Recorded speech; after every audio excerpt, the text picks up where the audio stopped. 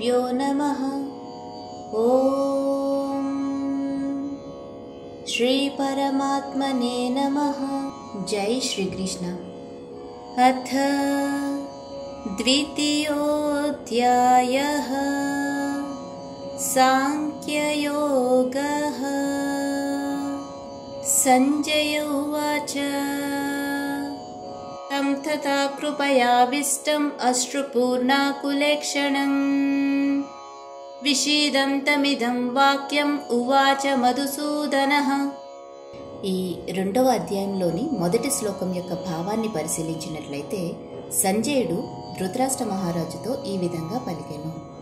ఏమని అంటే, జాలి నిండినవాడై శోకంతో ఉన్న హృదయంతో కంటి నిండా నీరు నిండిపోయి ఉన్న అర్జునుడిని చూసి శ్రీకృష్ణ భగవానుడు ఈ విధంగా పలికెను. శ్రీ భగవానువాచ కుతస్త్వా కష్మలమిదం విషమే సముపస్థితం అనార్యజుష్టమస్వర్గ్యం అకీర్తికరమర్జున. రెండవ శ్లోకం యొక్క భావాన్ని పరిశీలించినట్లయితే శ్రీకృష్ణ భగవానుడు అర్జునుడితో ఈ విధంగా పలికెను. ఓ అర్జున, ఇలాంటి క్లిష్ట సమయంలో ఇటువంటి ఆలోచన నీకు ఎలా వచ్చింది? ఇది గౌరవనీయమైన వ్యక్తికి తగదు. అంతేకాకుండా ఉత్తమ లోకాలకు దారి తీసేది కాకపోగా అపకీర్తి పాలు చేస్తుంది అని భావం. క్లైబ్యం మాస్మగమః పార్థ నైతత్వయుపపద్యతే క్షుద్రం హృదయ దౌర్బల్యం త్యక్తోత్తిష్ట పరం తప. మూడవ శ్లోకం యొక్క భావాన్ని పరిశీలించినట్లయితే, ఓ పార్థ, ఇటువంటి పౌరుషహీనత్వానికి లోను కావటం నీకు అస్సలు మంచిది కాదు. నీవు ఇటువంటి ఆలోచనలను విడిచిపెట్టి యుద్ధానికి సిద్ధం కా అని శ్రీకృష్ణ భగవానుడు అర్జునుడితో పలికెను. అర్జున ఉవాచ కథం భీష్మమహం సంఖ్యే ద్రోణం చ మధుసూదన ఇషుభిః ప్రతియోత్స్యామి పూజార్హావరిసూదన. నాలుగవ శ్లోకం యొక్క భావాన్ని పరిశీలించినట్లయితే అర్జునుడు శ్రీకృష్ణునితో ఈ విధంగా పలికెను. ఓ మాధవ, పూజ్యులైన భీష్ముడు, ద్రోణాచార్యుల వంటి వారి మీద యుద్ధం నేను ఎలా చేయగలను? వారిపై బాణాలను ఎలా విడవగలను అని ప్రశ్నించెను. గురూణ హత్వా హి మహానుభావాన్ శ్రేయో భోక్తుం భైక్ష్యమపీహ లోకే హత్వార్థకామాంస్తు గురూనిహైవ భుంజీయ భోగాన్ రుధిర ప్రతిక్తాన్.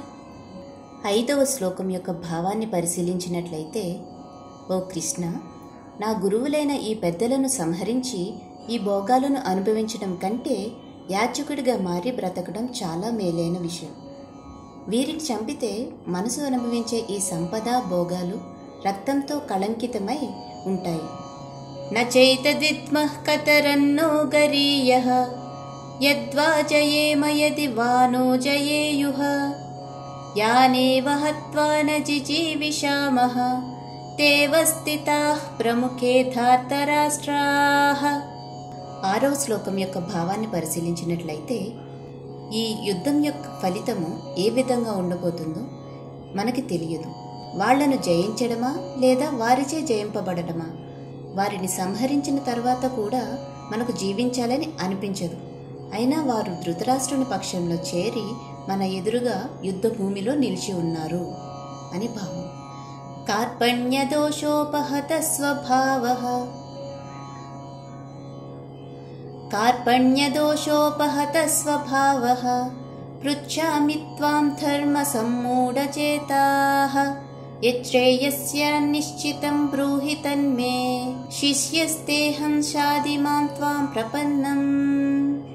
ఏడవ శ్లోకం యొక్క భావాన్ని పరిశీలించినట్లయితే, నా కర్తవ్యం ఏమిటో నాకు తెలియదు మరియు ఆందోళన, పిరికితనము నన్ను ఆవహించి ఉన్నాయి. నేను నీ శిష్యుడను, నీకు శరణాగతుడను కూడా. నాకు నిజంగా ఏది మంచిదో దానిని నీవే ఉపదేశించు కృష్ణ. నహి ప్రపశ్యామి మమాపనుద్యాత్ యచ్చోకముచ్చోషణమింద్రియాణాం అవాప్య భూమా వసపత్నమృద్ధం రాజ్యం సురాణామపి చాధిపత్యం. 8వ శ్లోకం యొక్క భావాన్ని పరిశీలించినట్లయితే, నా ఇంద్రియములను శుష్కింప చేస్తున్న ఈ శోకమును పోగొట్టే ఉపాయమేదీ నాకు తోచటం లేదు. నేను ఈ భూమిపై సుసంపన్నమైన ఇంకా ఎదురులేని రాజ్యాన్ని గెలిచినా కూడా, దేవతల వంటి ఆధిపత్యాన్ని పొందినా కూడా ఈ శోకమును ఎట్టి పరిస్థితిలోనూ తొలగించుకోలేను. సంజయ ఉవాచ ఏవముక్త్వా హృషీకేశం గూఢాకేశః పరం తపః నయోత్స్యయితి గోవిందం ఉక్త్వా తూష్ణీం బభూవః. సంజయుడు ఈ విధంగా పలికెను. ఈ విధమైన పలుకులకు గూఢాకేశుడు, శత్రువులను జయించేవాడు, హృషీకేశునితో గోవింద, నేను యుద్ధం చేయను అంటూ మౌనంగా ఉండిపోయాడు. తమువాచ హృషీకేశః ప్రహసన్నివ భారత సేనయోరుభయోర్మధ్యే విషీదంతమిదం వచః. ఓ ధృతరాష్ట్ర మహారాజా, ఆ తర్వాత ఇరు సేనల మధ్యలో శోకసంతప్తుడైన అర్జునుడితో శ్రీకృష్ణ భగవానుడు మందహాసంతో ఈ విధంగా పలికెను. శ్రీ భగవానువాచ అశోచ్యానన్వశోచస్త్వం ప్రజ్ఞావాదాంశ్చ భాషసే గతాసూన గతాసూశ్చ నానుశోచంతి పండితాః. 11వ శ్లోకం యొక్క భావాన్ని పరిశీలించినట్లయితే, శ్రీకృష్ణ భగవానుడు ఈ విధంగా పలికెను. నీవు ప్రాజ్ఞతతో కూడిన మాటలు మాట్లాడుతున్నావు అర్జున, కానీ ఏ విషయానికైతే ఎక్కువగా శోకించకూడదో ఆ విషయంకై ఎక్కువగా శోకిస్తున్నావు. ప్రాణాలు పోయిన వారి గురించి కానీ, బ్రతికున్న వారి గురించి కానీ పండితులైన వారు ఎట్టి పరిస్థితిలోనూ శోకించరు. నత్వేవాహం జాతునాసం నత్వం నేమే జనాధిపాః నచైవ న భవిష్యామః సర్వే వయమతః పరం. 12వ శ్లోకం యొక్క భావాన్ని పరిశీలించినట్లయితే, శ్రీకృష్ణుడు అర్జునుడితో ఈ విధంగా పలికాడు. నేను ఒకప్పుడు లేనివాణ్ణి కాను, నీవు కూడా ఒకప్పుడు లేనివాడివి కావు. ఈ రాజులందరూ కూడా ఒకప్పుడు ఉన్నవారే. మనమందరం భవిష్యత్తులో లేకుండా పోయేవాళ్ళము అస్సలే కాదు. అన్ని కాలములలోనూ మనం ఉన్నాం. ఆత్మ శాశ్వతం, అది అన్ని కాలముల యందు కూడా ఉంటుంది. శరీర పతనంతో అది ఎప్పటికీ నశించదు. దేహినోస్మిన్ యథా దేహే కౌమారం యవ్వనం జరా తదా దేహాంతర ప్రాప్తి ధీరస్తత్ర న ముహ్యతి. 13వ శ్లోకం యొక్క భావాన్ని పరిశీలించినట్లయితే, అర్జున, ఏ విధంగానైతే దేహంలో ఉన్న జీవాత్మ వరుసగా బాల్యము, యవ్వనము, ముసలితనము గుండా సాగిపోతుందో, అదే విధంగా మరణ సమయంలో జీవాత్మ మరి ఒక దేహంలోకి ప్రవేశిస్తుంది. వివేకవంతులు ఈ భ్రమకు లోనవ్వరు.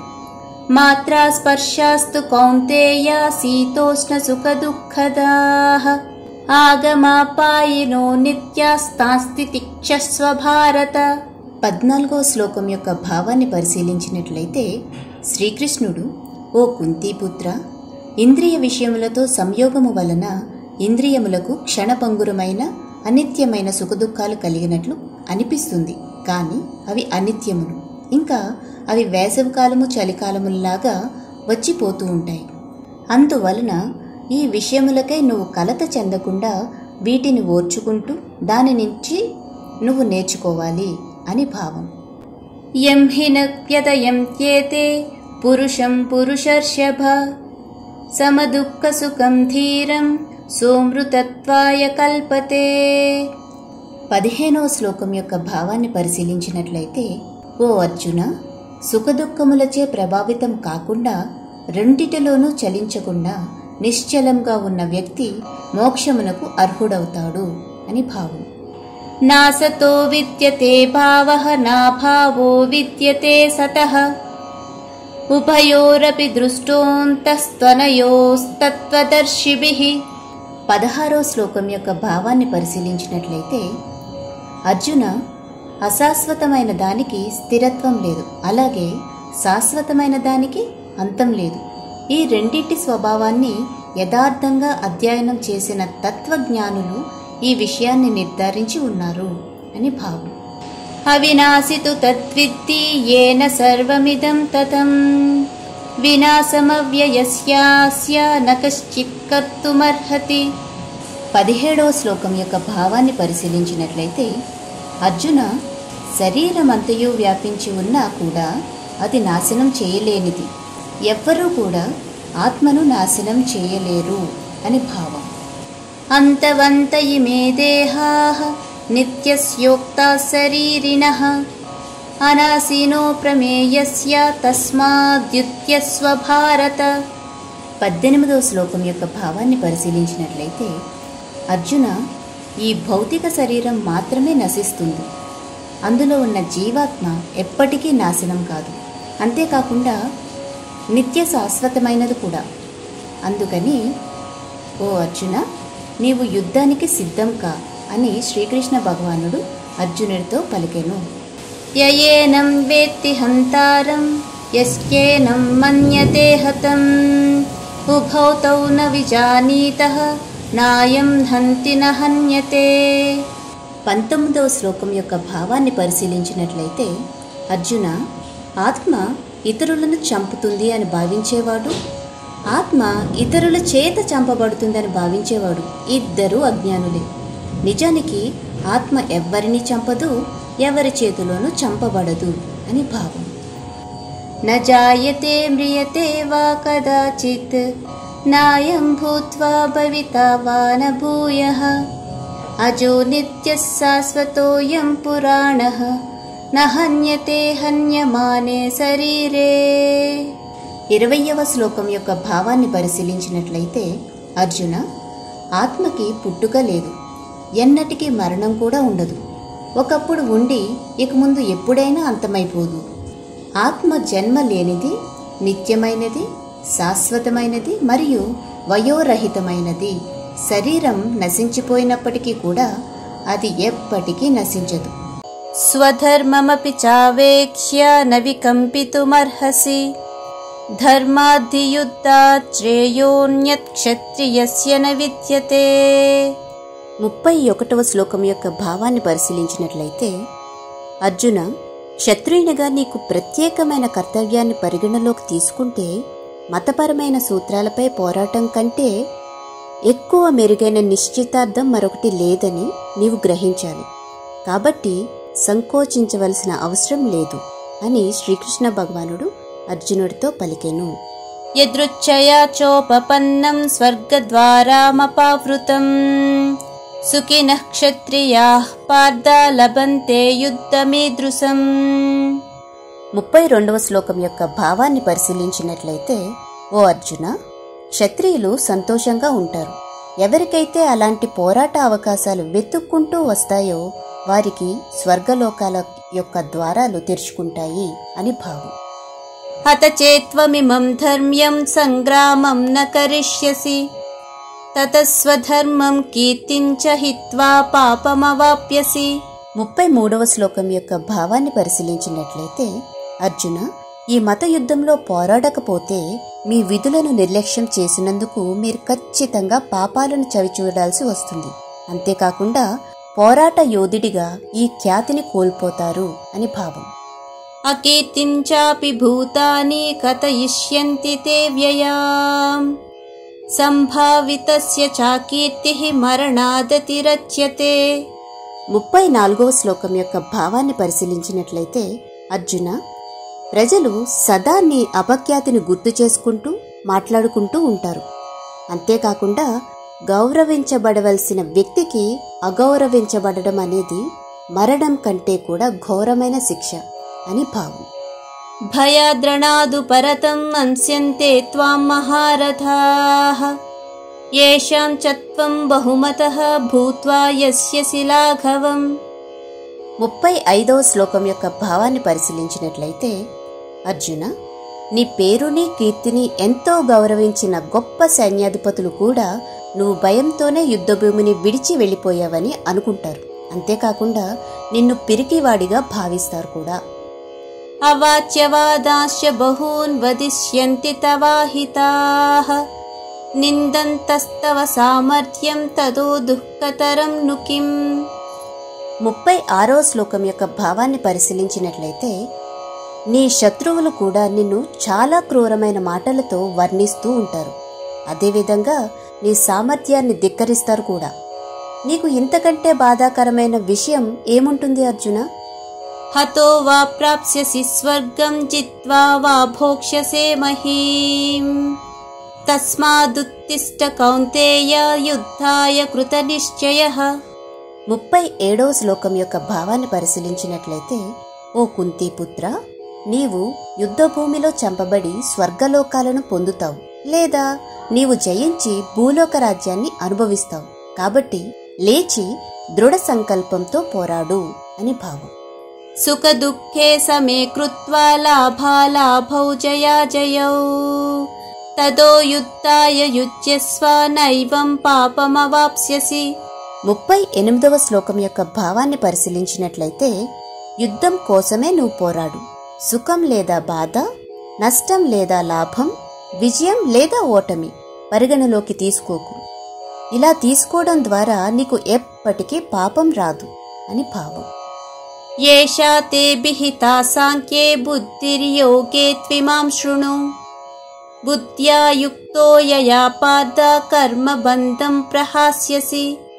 39వ శ్లోకం యొక్క భావాన్ని పరిశీలించినట్లయితే, ఇప్పటి వరకు నేను నీకు సాంఖ్య తత్వశాస్త్రం యొక్క విశ్లేషణాత్మకమైన జ్ఞానాన్ని ప్రకటించాను. ఇప్పుడు ఫలితాన్ని ఇవ్వకుండానే పనిచేసే యోగ జ్ఞానాన్ని విను అర్జున. నీవు ఇలాంటి తెలివితేటలతో పనిచేసినప్పుడు నీ కర్మబంధం నుండి విముక్తి పొందవచ్చు కూడా. నేహా విక్రమనాశోస్తి ప్రత్యవాయో న విద్యతే స్వల్పమప్యస్య ధర్మస్య త్రాయతే మహతో భయాత్. 40వ శ్లోకం యొక్క భావాన్ని పరిశీలించినట్లయితే, అర్జున, ఈ ప్రయత్నంలో ఎటువంటి నష్టం లేదు, తరుగుదల ఉండదు, మరియు ఈ మార్గంలో కొంచెం ముందుకు సాగడం వల్ల అత్యంత ప్రమాదకరమైన భయం నుండి ఒకరిని రక్షించగలదు కూడా. వ్యవసాయాత్మికా బుద్ధి ఏకేహ కురు నందన బహుశాఖాహ్యనంతాశ్చ బుద్ధయో వ్యవసాయినాం. 41వ శ్లోకం యొక్క భావాన్ని పరిశీలించినట్లయితే, ఓ అర్జున, ఈ దారిలో ఉన్న వారి బుద్ధి దృఢంగా మరియు స్థిరంగా ఉంటుంది, మరియు వారి లక్ష్యం కూడా ఒకటే. కానీ దృఢ సంకల్పం లేని వారి బుద్ధి పరిపరి విధములుగా ఉంటుంది. ఇది గ్రహించుకో అర్జున. యామిమాం పుష్పితాం వాచం ప్రవదంత్య విపశ్చితః వేదవాదరతాః పార్థ నాన్యదస్తీతి వాదినః కామాత్మనా స్వర్గపరాః జన్మ కర్మ ఫలప్రదాం క్రియా విశేష బహుళాం భోగైశ్వర్యగతిం ప్రతి. 42, 43వ శ్లోకాల యొక్క భావాన్ని పరిశీలించినట్లయితే, అర్జున, పరిమితమైన అవగాహన కలవారు స్వర్గలోక ప్రాప్తి కోసం డాంబికమైన కర్మకాండలకు ప్రతిపాదించే వేదాలలో చెప్పబడిన సమ్మోహపరిచే మాటలకు మాత్రమే ఆకర్షితులవుతారు. మరియు అందులో ఇంకా ఏమీ ఉన్నత స్థాయి ఉపదేశం లేదనుకుంటారు. తమకు ఇంద్రియ సుఖాలను ప్రాప్తింపచేసే వేదాలలో ఆయా భాగాలను ప్రశంసిస్తారు. మరియు ఉన్నత జన్మ, ఐశ్వర్యం, ఇంద్రియ భోగాలు మరియు స్వర్గలోక ప్రాప్తి కోసం ఆడంబరమైన కర్మకాండలు చేస్తుంటారు అని భావం. భోగైశ్వర్య ప్రసక్తానాం తయా ప్రహృత చేతసాం వ్యవసాయాత్మికా బుద్ధి సమాధౌ న విధీయతే. 44వ శ్లోకం యొక్క భావాన్ని పరిశీలించినట్లయితే, అర్జున, ప్రాపంచిక భోగాలు, సుఖాల పట్ల మనస్సు మిక్కిలి మమకారాసక్తితో ఉండి మరియు వారి బుద్ధులు ఇటువంటి వాటిచే చిత్రభ్రాంతికి లోనయ్యి వారు భగవత్ప్రాప్తి పదంలో సాఫల్యానికి కావలసిన దృఢ సంకల్పాన్ని కలిగి ఉండలేరు అని భావం. త్రైగుణ్య విషయా వేదాః నిస్త్రైగుణ్యో భవార్జున నిద్వంద్వో నిత్య సత్వస్థః నిర్యోగక్షేమ ఆత్మవాన్. 45వ శ్లోకం యొక్క భావాన్ని పరిశీలించినట్లయితే, ఓ అర్జున, వేదములు భౌతిక ప్రకృతి యొక్క త్రిగుణాత్మకమైన విషయ సంబంధమై వివరించి ఉన్నాయి. నీవు ఈ త్రిగుణములకు అతీతంగా శుద్ధ ఆధ్యాత్మిక చైతన్య స్థితిలో ఉండు.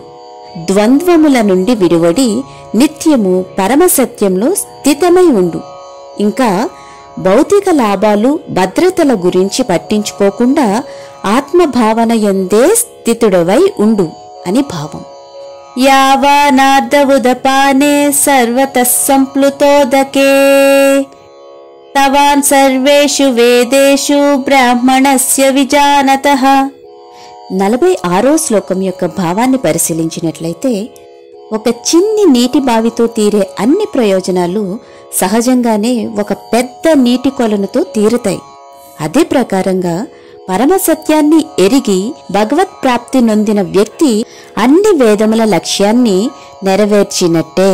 అర్జున, కర్మణ్యేవాధికారస్తే మా ఫలేషు కదాచన మా కర్మ ఫలహేతుర్భూః మా తే సంగోస్త్వ కర్మణి.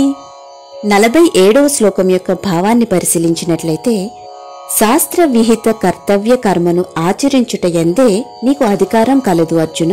కాని ఆ కర్మఫలము పైన నీకు ఎటువంటి హక్కు లేదు. నీవే కర్మఫలముకు హేతువు అని ఎప్పుడూ అనుకోకు. మరియు చేయవలసిన కర్మలు మానుటలో ఆసక్తి ఉండకూడదు కూడా. యోగస్థః కురు కర్మాణి సంగం త్యక్త్వా ధనంజయ సిద్ధ్య సిద్ధ్యో సమో భూత్వా సమత్వం యోగ ఉచ్యతే. 48వ శ్లోకం యొక్క భావాన్ని పరిశీలించినట్లయితే, జయాపజయముల పట్ల మమకారాసక్తి విడిచిపెట్టి నీ కర్తవ్య నిర్వహణలో స్థిరంగా ఉండు అర్జున. ఇటువంటి సమత్వ బుద్ధియే యోగమని కూడా చెప్పబడుతుంది. దూరేణ హ్యవరం కర్మ బుద్ధియోగా ధనంజయ బుద్ధో శరణమన్విశ్చ కృపణాః ఫలహేతువః. 49వ శ్లోకం యొక్క భావాన్ని పరిశీలించినట్లయితే, దివ్యమైన ఆధ్యాత్మిక జ్ఞానమును ఆశ్రయించు అర్జున. ఫలాపేక్షతో చేసే పనులను విడిచిపెట్టు. బుద్ధిని ఆధ్యాత్మిక దివ్య జ్ఞానంతో స్థిరంగా ఉంచి చేసే పనుల కన్నా అవి నిమ్న స్థాయికి చెందినవి అని గ్రహించు. తమ కర్మఫలాలను తామే భోగించగోరే వారు లోబులు, పిసినారులు అంటారు.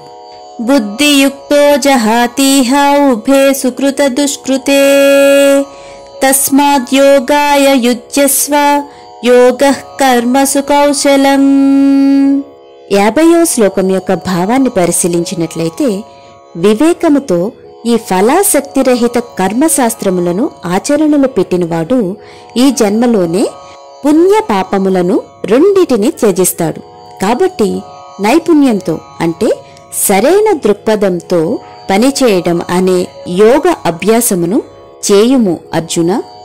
కర్మజం బుద్ధియుక్తా హి ఫలం త్యక్త్వా మనీషినః జన్మబంధ వినిర్ముక్తాః పదం గచ్చన్త్యనామయం.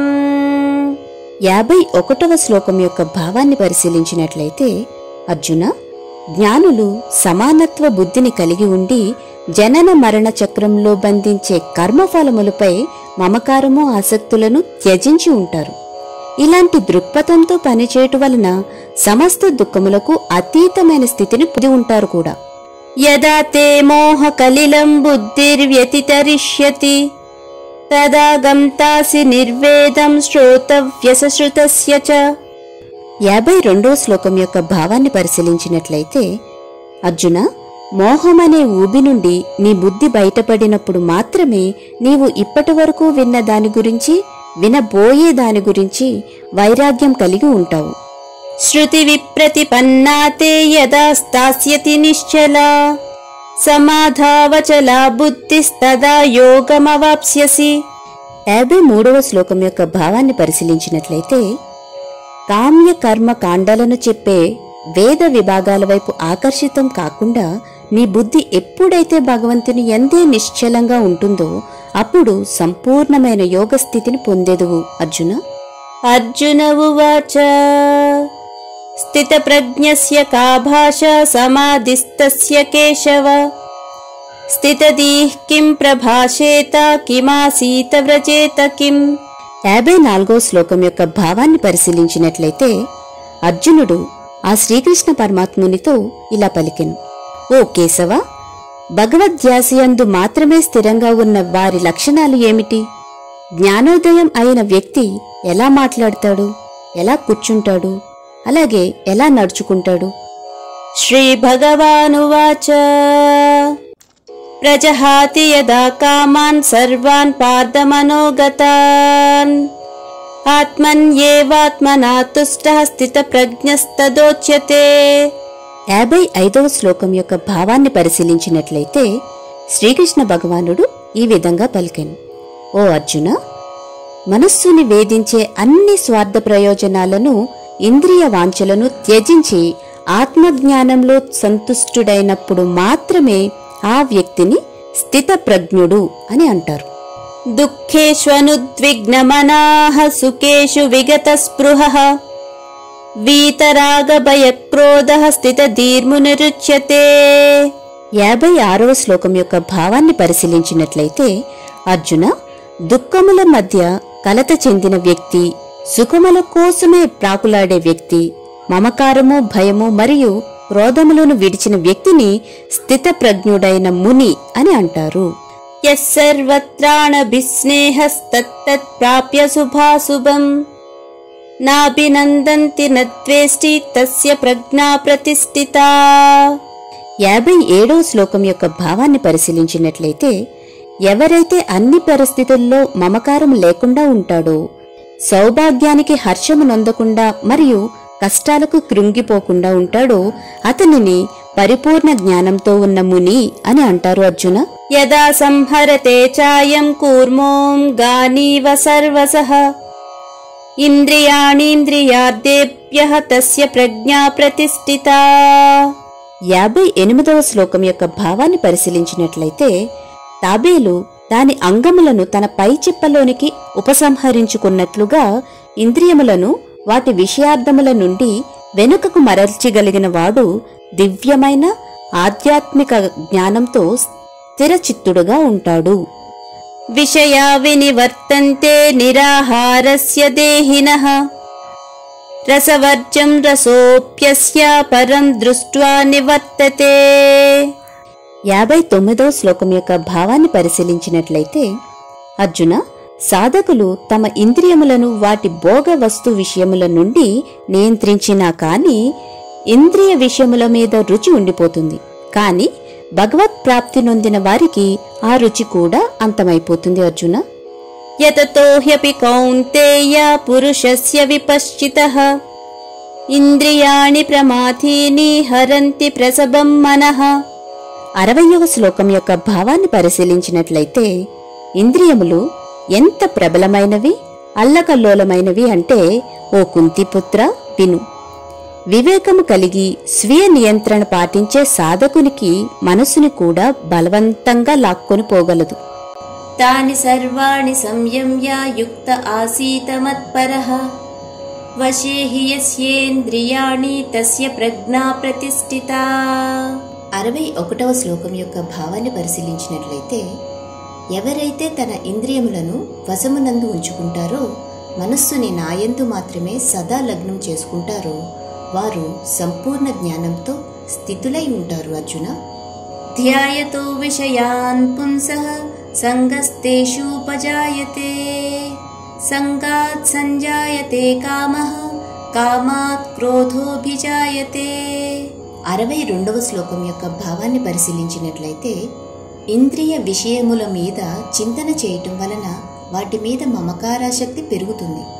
ఈ ఆసక్తి కోరికలను కలుగజేస్తుంది మరియు కోరికల నుండి క్రోధము ఉత్పన్నమవుతుంది. అర్జున, క్రోధాత్ భవతి సమ్మోహః సమ్మోహాత్ స్మృతి విభ్రమః స్మృతిభ్రంశాత్ బుద్ధినాశః బుద్ధినాశాత్ ప్రణశ్యతి. 63వ శ్లోకం యొక్క భావాన్ని పరిశీలించినట్లయితే కోపం అనేది విచక్షణ రాహిత్యానికి దారితీస్తుంది. అది స్మృతి అంటే జ్ఞాపక శక్తి భ్రమని కలుగజేస్తుంది. ఈ స్మృతి భ్రమ కలిగినప్పుడు బుద్ధి నశిస్తుంది. బుద్ధి నశించినప్పుడు మనుషుడు పతనమవుతాడు. అర్జున, రాగద్వేష విముక్తైస్తు విషయానింద్రియశ్చరన్ ఆత్మవైశ్యైర్విధేయాత్మా ప్రసాదమధిగచ్చతి. 64వ శ్లోకం యొక్క భావాన్ని పరిశీలించినట్లయితే, ఇంద్రియ వస్తు విషయములను వాడేటప్పుడు కూడా మనస్సుని నియంత్రించిన వాడే మమకార ద్వేష రహితంగా ఉన్నవాడు భగవంతుని కృపకు పాత్రుడవుతాడు అర్జున. ప్రసాదే సర్వ దుఃఖానాం హానిరస్యోపజాయతే ప్రసన్న చేతసో హ్యాసు బుద్ధి పర్యవతిష్టతే. 65వ శ్లోకం యొక్క భావాన్ని పరిశీలించినట్లయితే, భగవత్ కృప ద్వారా అన్ని దుఃఖములు తొలగిపోయి పరమశాంతి లభిస్తుంది. అలానే ప్రసన్న చిత్తంతో ఉన్న వ్యక్తి యొక్క బుద్ధి శీఘ్రముగా భగవంతుని యందు మాత్రమే స్థిరంగా నిలబడుతుంది అర్జున. నాస్తి బుద్ధిరయుక్తస్య నచాయుక్తస్య భావనా నచా భావయతః శాంతిరశాంతస్య కుతః సుఖం.